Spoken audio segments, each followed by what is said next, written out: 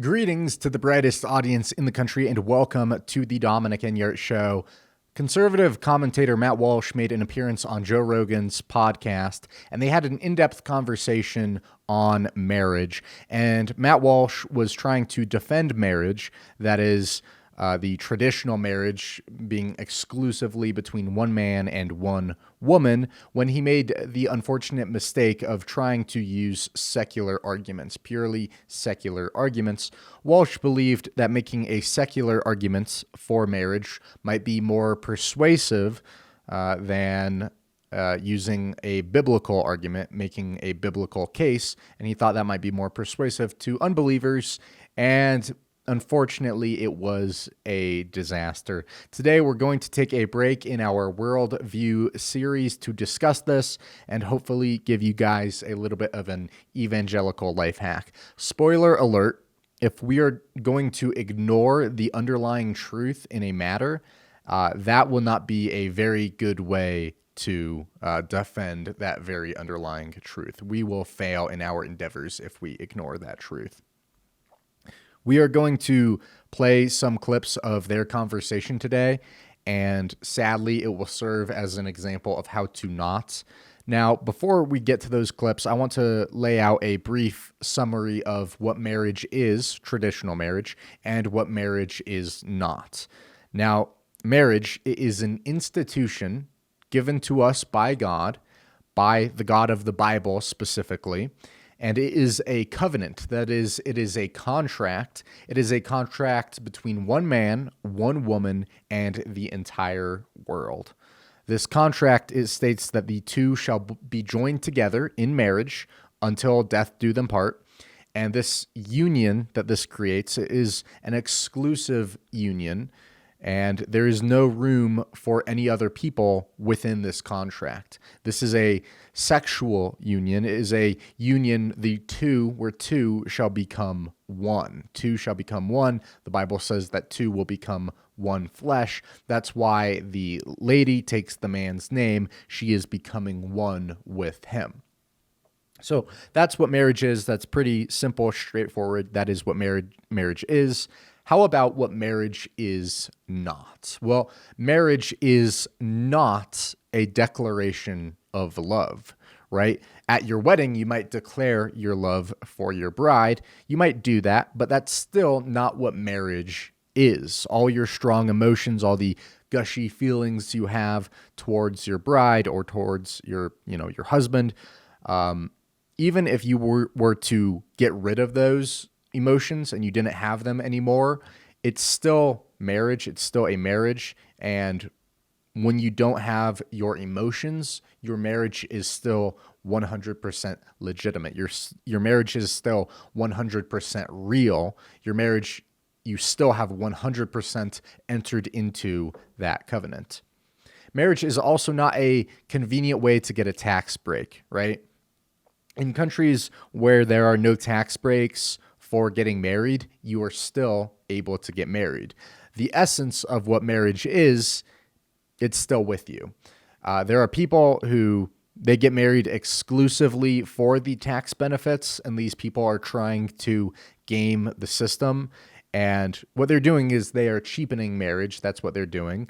And it's worth noting that even though they're cheating the system, and say some dude, he goes to the government and he tricks some incompetent government worker to give him a marriage certificate that says that he's married to his toaster. And he jumps through a bunch of legal hoops for that. And he gets a marriage certificate that says, he's married to his toaster. He gets tax benefits. He's not actually married because the government in that case messed things up. And they think that he's married to a toaster. He is actually not married to his toaster. They are wrong. They made a mistake. Marriage is also not a label, right? Marriage, right, like a chair, that's something that is typically fashioned by man for sitting on. That's what a chair is. We have a word for that. Marriage isn't that we've just looked around at all these different pairings of people and said like, oh, this specific type of pairing, we'll call that a marriage. That's going to be a word for that. No, marriage is not just a label. Rather, marriage is a covenant. It is a contract. And when you enter into marriage, you enter into various obligations, both legal and moral obligations. You're then obligated to take on certain responsibilities. Then this last part, it's very important, very important. Marriage is not a man-made institution. Marriage is not man-made. Rather, it is God-made. Since we did not make it, it is not up to us to change it. You cannot edit marriage like you can edit a Wikipedia page as you see fit. God did not give us an editable Wikipedia page. He gave us a book, right? When you head over to Mardell's and you get a new Bible, right? The words on those pages, you can't change them however you want, right? In reality, those pages and those words on those pages should change you. See the difference there? And so if, that guy, he finds that incompetent government worker and they give him a toaster marriage license, it's not like, oh, wow, we made this new type of marriage, this new type of thing, hooray. No, it's, oh, wow, we made a mistake. We were wrong to depart and try and edit what God has given us. We were wrong for trying to edit what is uneditable. That's not how it works. And so that's right. That's what marriage is, right? And what marriage is not.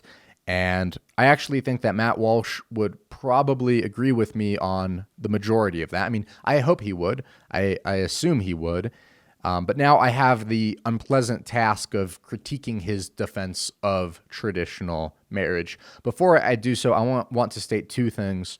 One, I'm a big fan of Matt Walsh. I've said before, exaggerating a bit, that he is single-handedly saving the world.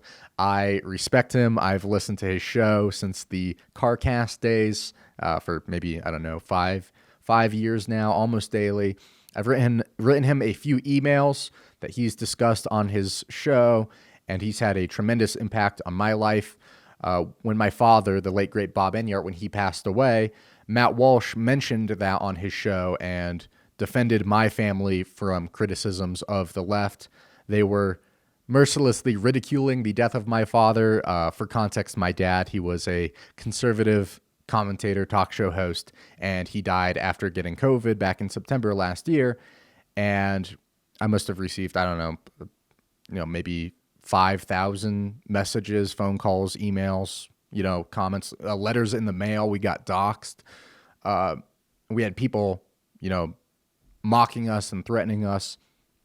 And Matt Walsh, he defended us, and he said, hey, this guy in Colorado, he died. He left his wife as a widow. He left his 3 children fatherless, and you mock them. And so he defended my family personally, not by name, but I remember, I was there for the details. And all of this to say, I respect Matt Walsh tremendously. I'm not meaning to say any of this as an attack against his character. But I do have some criticisms. And so the second thing I want to say is that my criticism here, it's not meant as a way, I'm not looking for a way to divide Christians and conservatives. I mean this as a way, the show, I hope it can serve as a way that we can strengthen our arguments. I want us to put up a united front, and I want our arguments to be as rock solid as possible. And so I'm going to say some rather harsh things about Matt's defense of marriage here, but my goal isn't to say, oh, look at how stupid this conservative is. That is not my goal, but rather I want this show to be more like a strategy meeting of sorts, and we want to defend traditional marriage. How do we do that? That is the question. And now, Matt Walsh, he believes that we should try to defend marriage without using religion or biblical principles. And he argues that since most people don't respect the Bible, since they don't respect biblical principles, they will not be persuasive. I strongly disagree. For a few reasons, primarily because, and we'll see this in a bit, that Jesus himself argues for traditional marriage, and he goes presuppositional on all the people he's arguing to. And he doesn't say, now here's a lot of, secular benefits, and so that's why you should respect traditional marriage. He doesn't say that. And luckily, when he makes an argument for something that we believe in, we have a guideline for how we should argue that very same point. So Jesus, he doesn't say that we should use secular arguments, but when Jesus was defending traditional marriage, he said, his argument was, hey, God, he made it this way, and you as men, you are not allowed to change this. That is how Jesus defended traditional marriage. That was Jesus' argument. And can we make a better argument than Jesus? No, probably not. I don't think we can. So let's take a look at that and see what Jesus said. Now I'm reading from Mark chapter 10, if we want to read this. Then he arose from there and came to the region of Judea by the other side of the Jordan, and the multitudes gathered to him again, and he, as he was accustomed, he taught them again. The Pharisees came and asked him, "Is it lawful for a man to divorce his wife?" testing him. And he answered and said to them, "What did Moses command you?" They said, "Moses permitted a man to write a certificate of divorce and to dismiss her." And Jesus answered and said to them, "Because of the hardness of your heart, he wrote you this precept. But from the beginning of creation, God made them male and female. For this reason, a man shall leave his father and mother and be joined to his wife. The two shall become one flesh. So then they are no longer two, but one flesh. Therefore, what God has joined together, let not man separate." So what do we see here? Well, Jesus, he's teaching great multitudes, people from the region of Judea. And so this isn't in some synagogue or some temple where it's only people who are saved who are listening to this. This is an entire region. And I'm sure that many of these people were saved. But the point is, Jesus here, he was speaking to the general public. He was speaking to the region. He was speaking to the masses. And some Pharisees, they came up to test him. They were in rebellion against him, and they wanted to test him concerning divorce. And if you know the context of this, there was a lot of people saying that you could get divorced for whatever reason. And so Jesus here, he had to defend traditional marriage, and he was essentially saying, no, don't get divorced for, whatever reason. And then he answered them, and he said that divorce is bad. He defended traditional marriage. And what is the reason that he gave? What is his reason? No, seriously, what was the reason that Jesus himself gave? I'll tell you. He said, "But from the beginning of creation, God made them male and female. For this reason, a man shall leave his father and mother and be joined to his wife." And then he picks that back up by saying, "Therefore," and if you're a good Bible student, whenever the Bible uses the word therefore, you have to ask, what is the therefore? And so Jesus, he continues, he says, therefore, and Jesus here, he doesn't use secular arguments. He's not saying,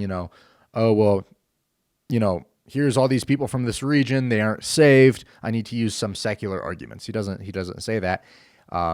He says, because this is the way that God made it. This is why we should respect it, because this is how God made it. And he says, "Therefore, what God has joined together, let not man separate." And so, what's the most persuasive argument for traditional marriage? That is a good question. It is. It's an important question. But before we get to that, just a quick side note. Remember that as Christians, first and foremost, we are not called to be persuasive. We're not. We are not called to be persuasive, but we are called to be faithful. And of course, we should be wise as serpents, and we should try to be persuasive, but that's not our primary calling. If being persuasive is the primary calling of a Christian, then the secular left in America, the porn industry in America, is more Christian than the church, because the porn industry convinces way more Americans to watch porn than the church convinces Christians to go and show up at church. A life of hookup culture is much more persuading than a life of chastity for the average college student. And that is why faithfulness comes before persuasiveness. And so we should be faithful, focus on that first and foremost, and then we should focus on being persuasive. That's the order of priorities. And so the order of how we should do things, say with marriage, we should take a look at how he argued for marriage, and then argue it that exact same way. Say, hey, Christ, he argued it this way. I'm going to do the same thing, right? We are Christians. That is, we are like Christ. That's what the word Christian means. We try to be like Christ. And so he argues with one method. We'll try and argue with that same method. And then at that point, once we do that, then we can go from there and then focus on being persuasive after we've already submitted to Christ's method. And so we should start off by saying, hey, we need to uphold traditional marriage because that's what the Bible, that's what God tells us. And that is our starting point. That needs to be our starting point. That needs to be the beginning. And then they will respond if we say that. We say, hey, the Bible says we're going to do it this way, so this is how we should do it. They will respond in one of two ways. One, they will either say, well, I don't believe in the Bible. Or two, they'll ask, well, why does the Bible say that? And if they say that they don't believe in the Bible, well, then that segues into a much more important conversation.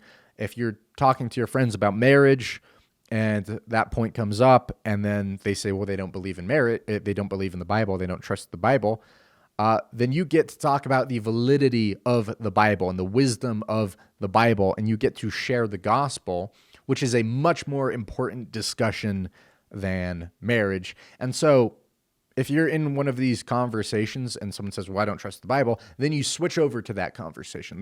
This conversation about marriage, it is secondary. You switch over to presenting the Bible, presenting the gospel and the evidence for that. And by the way, that's a really easy thing to prove, that the Bible is credible. People, they say that they're afraid of proving the Bible. It's a really easy thing to prove is true. The Word of God, it's true. Christianity, it's true.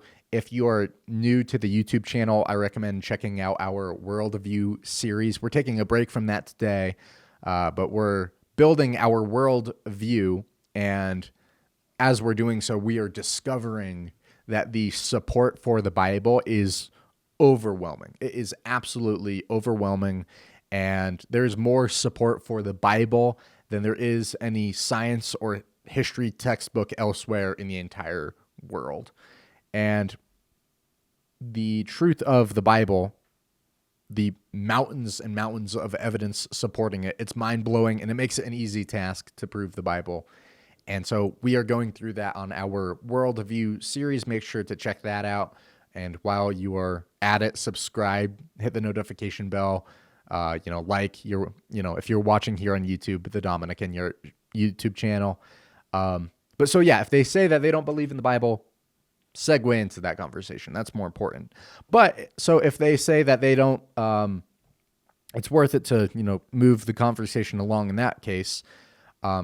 And so that's one thing they could say. And then the other thing they might say is, why does the Bible say that? What's the wisdom behind that? I think that's dumb. Why does the Bible say about that? I think about XYZ reasons, and that contradicts what the Bible says about marriage. And when they do that, at that point, then we can explain, okay, God said this, and here are what we think are the reasons as to why he said this. And we think it helps strengthen the family, society, it helps reduce crime, right? All these reasons. And then at that point, we can give the quote unquote secular arguments for marriage. But it's important that we start with God, we start with the Bible, because if we don't start there, then they can dismiss everything else. Rejecting God's guidelines for how we should live is immoral. That is the primary reason why we should protect traditional marriage. If you just start by saying, okay, here are some benefits that marriage gives to society. Here's some benefits. People can just respond by saying, okay, well, cool. I don't mind missing out on those benefits. And so, where do you go from there? There's not really anywhere to go from there. You must start with, we have an obligation to protect what God has given us. We have that obligation. And now, Matt Walsh, I don't disagree with all of his points. I think he makes some points that are true. My discomfort and my distaste of his defense, it comes in when he tries to ignore the underlying truth. And when you ignore that underlying truth, you will have a hard time convincing anyone of that truth. Let's listen in for just a bit. Marriage is the foundation for the family. It's something that is reserved for that because the male-female union has this capacity to create life, whereas no other union has that capacity. And so it is a different kind of thing. And it makes sense to call it something different. It's like if human society were to collapse overnight and we all woke up with an amnesia and didn't remember anything about what happened before, and we're rebuilding society from scratch, and we look around and we see that, oh, there are some couplings over here that have this weird habit of creating people, and there are other couplings where there are no people being created, we would probably call that something different. It's a different kind of thing. It's also more important to society. Like, society needs that. You're going to keep society going because you're creating people. And that's what marriage was. It was the context for that procreative union. But what about gay couples who get surrogate parents to carry their children or who adopt children? That's very common. Yeah, it's common, but that's not the union itself is not creating the child. But it's a man-made institution. We've decided that we should involve the law and to join a male and a female who create a family. Like, why would that be mutually exclusive? Why would that not apply to a gay couple? And Matt here, he answers by saying, oh, well, a gay couple is unable to produce a new life. That is his answer. And it is factually correct that a gay couple cannot produce a new life. That is true. But here, Matt lets Joe off the hook because Joe says marriage is a man-made institution, and Matt does not challenge that notion. Not even a little bit. Not even one little iota, not even the slightest hint of resistance on that point. And that is where everything goes wrong for Matt. Everything goes wrong because if it is a man-made institution, then we can change it. If it's man-made, then we can change it. If we made it, why not edit it? Why not change that as we see fit? And Matt might object and say, that's not changing it. That's just, it's making a new different thing. But that logic is bad because if it's all man-made anyways, then why is it bad to make this new thing? Why not just go ahead and make that new thing? And we could even come up with a new name for it. It doesn't even have to be called marriage. We could just call that gay marriage. That could just be our term for this brand new thing. But no, Matt would oppose that too, I believe. And so why would that not apply to a gay couple? Well, Joe, mankind, we did not create marriage. We do not have a right to edit it as we see fit. What God has joined together, let no man separate. Matt lets Joe off the hook here, and because of that, he struggles for the rest of the conversation. He struggles because he lets him off the hook there. And Matt's answer of, a gay couple, they can't produce life, that doesn't really work because as we see later on, Rogan pressures him and he really has no really good solid answer for it. He kind of, just squishes around, and Rogan pressures him on this and asks, well, what about a straight couple who is infertile? What if they can't have children? And are they any less married? And Matt really has no answer. He kind of, tries to give a little definition here to try and squirm his way out of it, but he doesn't really give anything super solid in terms of an answer. And so this is an example of what I was saying earlier. God says marriage should be between a man and a woman, and that's the primary reason why we should defend traditional marriage, because God says that. And then the fact that a man and a woman can have kids later, that is a benefit of following what God says. That is a very good, positive benefit of following what God says. But if you start with the benefit, and if you only start with, hey, marriage should only be between a man and a woman because that's the only way to have children, then the world will say, well, hey, but I don't mind not being able to have kids, and, I still want to get married. And then your entire argument, it goes out the window. It doesn't work anymore. And then we won't play the entire thing, but Matt goes on to argue that children, they need both a mom and a dad, which is true, and then says that's why marriage should have a man and a woman. But the same problem, it persists. Well, what if a gay couple, what if they don't want children? What if they don't want a kid? This removes that hurdle. And when we pop up these hurdles in the way that are not the actual reason, then they can remove those hurdles, right? If you give a reason that you can deal with, they will simply deal with it. So we have to give the underlying reason. This is why you cannot prove an underlying truth by ignoring that very underlying truth. And you cannot defend traditional marriage by merely stating the benefits of it. Do you think of gay marriage as a personal freedom issue, that you should be able to do that?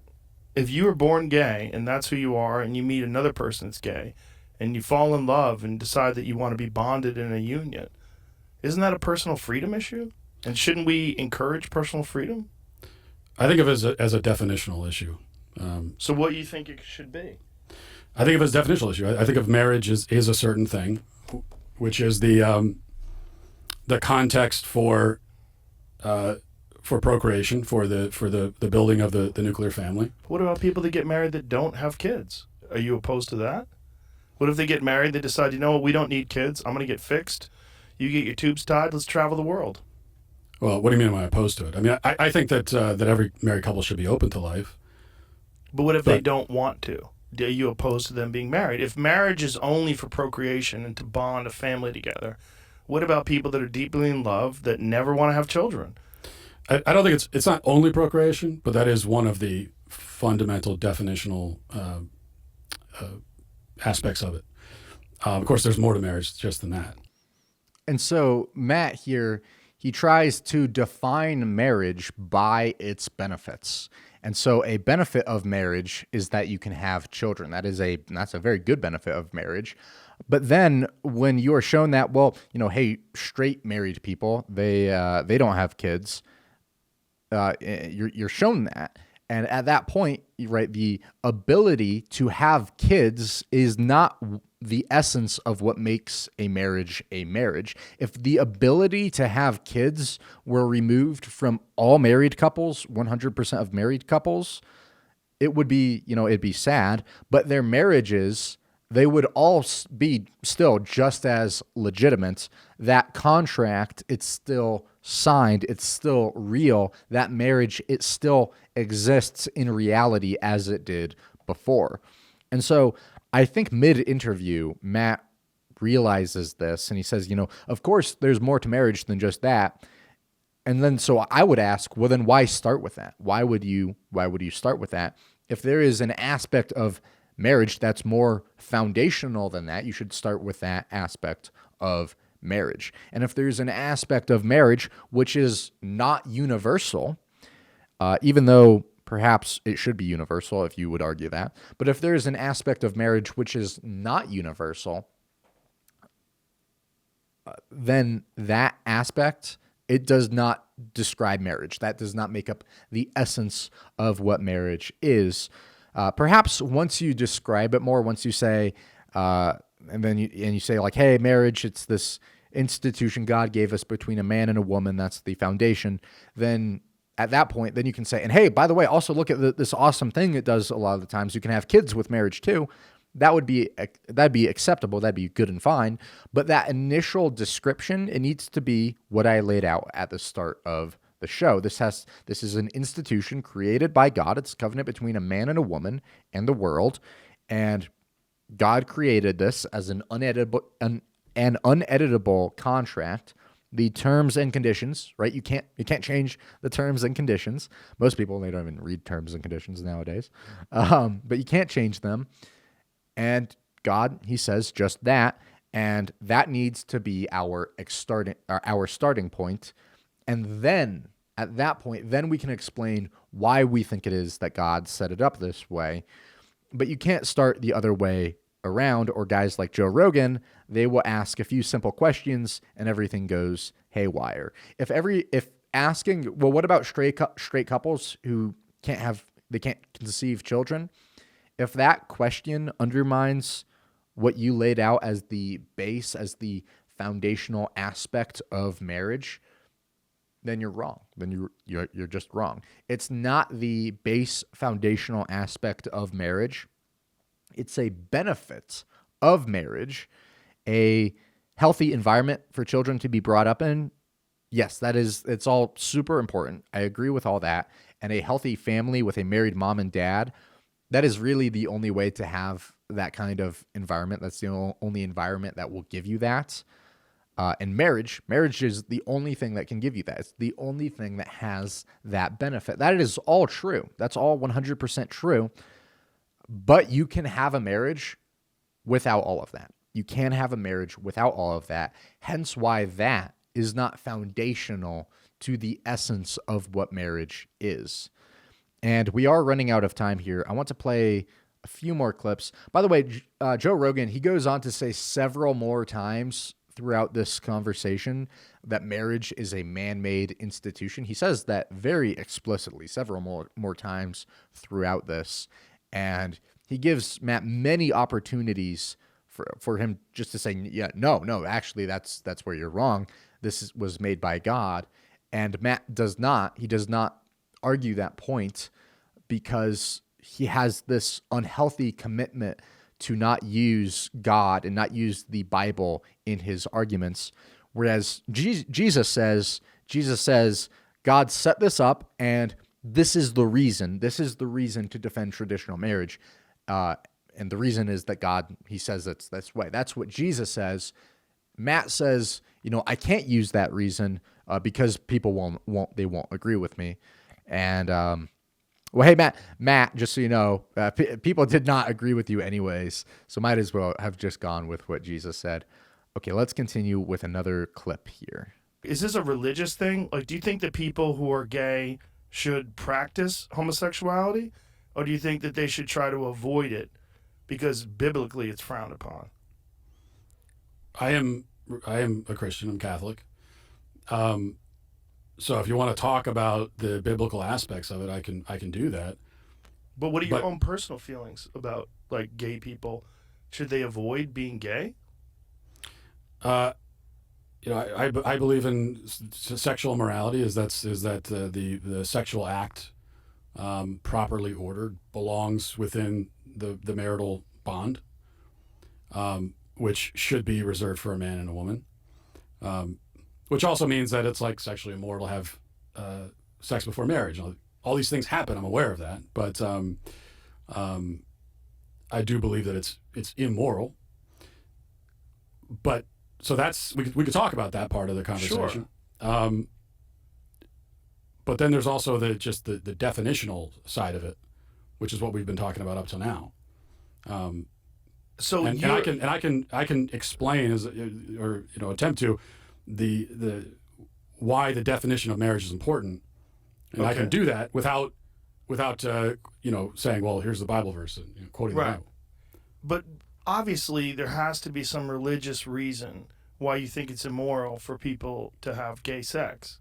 A note that the first time that religion was brought up into this conversation was by Joe Rogan himself, who is explicitly not a Christian, not by Matt Walsh.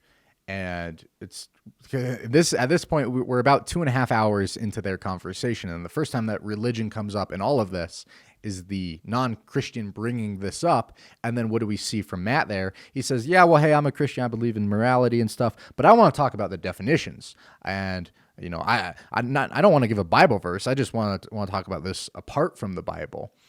And it's just really it's sad to see. I'll just put it that way. By the way, at some point in this interview, it's sad because this is a 3-hour long interview. We can't play the entire thing and break the entire thing down here. But at one point, Matt was being asked by Joe, like, what about homosexuals who, they want to,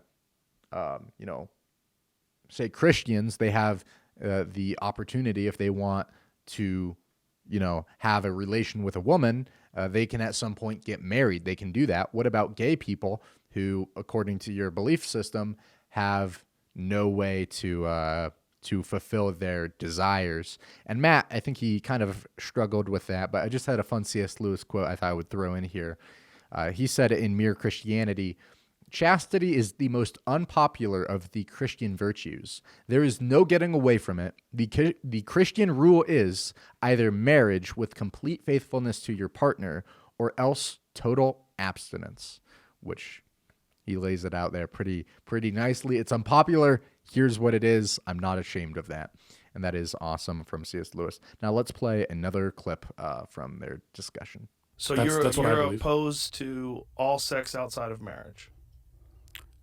Morally, yes, but yes, morally. Yeah. Do you think that should be legal? Well, should it be illegal to have sex outside of marriage? Should that be a legal distinction? That sex is only legal while married? No, I would not support a law that bans sex outside of marriage. For one thing, it'd be impossible to enforce. Right. I don't know. If I was like a dictator of the universe, and I could control everything, we could talk about it. But no, obviously you couldn't have a law like that. And so this is the problem with Matt's secular first God and the Bible second approach. He does not build his understanding on the Bible, and that inevitably that messes things up. Because Matt there, he just said, we obviously can't have this law that, the Bible explicitly says that we should have explicitly. This is Exodus 22:16. By the way, Exodus, that's written by Moses. Moses, he was the lawgiver, and he gave the law. And by the way, the ideal laws for any nation, it's a pretty simple formula.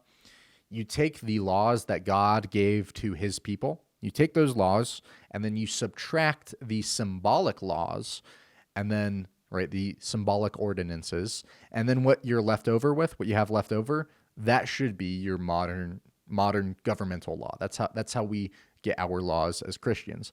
And so this law laid out here in Exodus 22:16, it's not a symbolic law. And so we should keep this now in 2022.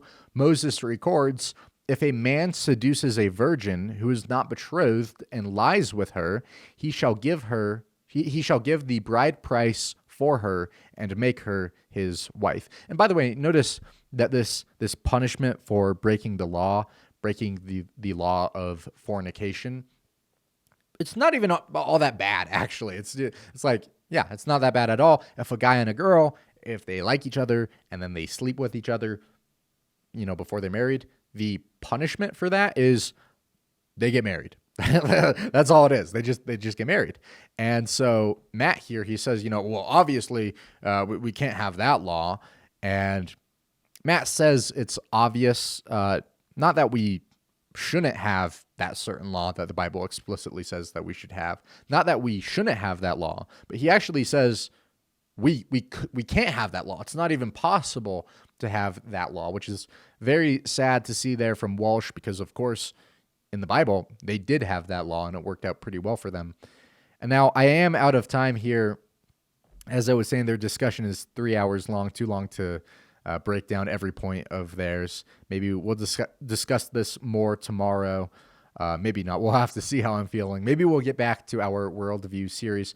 But I want to remind you guys and encourage you, you do not have to be ashamed of the gospel. You do not have to be ashamed of the Bible, what it says. You can take that and you can share that and you can proclaim that with confidence and determination.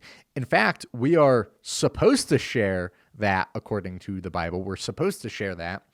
And so, people don't believe in the Bible, so I'm not going to say it. It's like, yeah, we know that people don't believe in the Bible. I already know that, and that is all the reason that we need to go out and start spreading it and sharing it more, to argue for it more, not to abandon it, not to just say, well, they don't agree with it, so, too bad, so sad. No, but moral revival will only come to our nation when we repent before God. That is the only way we can have revival in this country. You cannot have a society that holds to the moral standard while they reject the one who gave them that moral standard. And so let's not be ashamed of him. Let's proclaim him. Romans 10:9 says that we should confess Jesus. I've heard recently that profess might be a better translation, that we have to shout Jesus to the world, and that if we, profess Jesus, if we shout Jesus to the world and believe in our hearts that God has raised him from the dead, we will be saved. And so there's no need to be ashamed of him. We do not need to be ashamed of him. We should not be ashamed of him. We should not be ashamed of his word. Remember, guys, like, comment, subscribe, hit the notification bell, all that stuff. Even if you disagree, I want to know what you are thinking. Help us build up a bit of a community here. And KLTT, thank you guys for having us on Denver Radio, as always. Hey, this is Dominic Enyart, reminding you to do right and risk the consequences. Hey, may the Lord bless you, and may he make his face to shine upon you. Do right.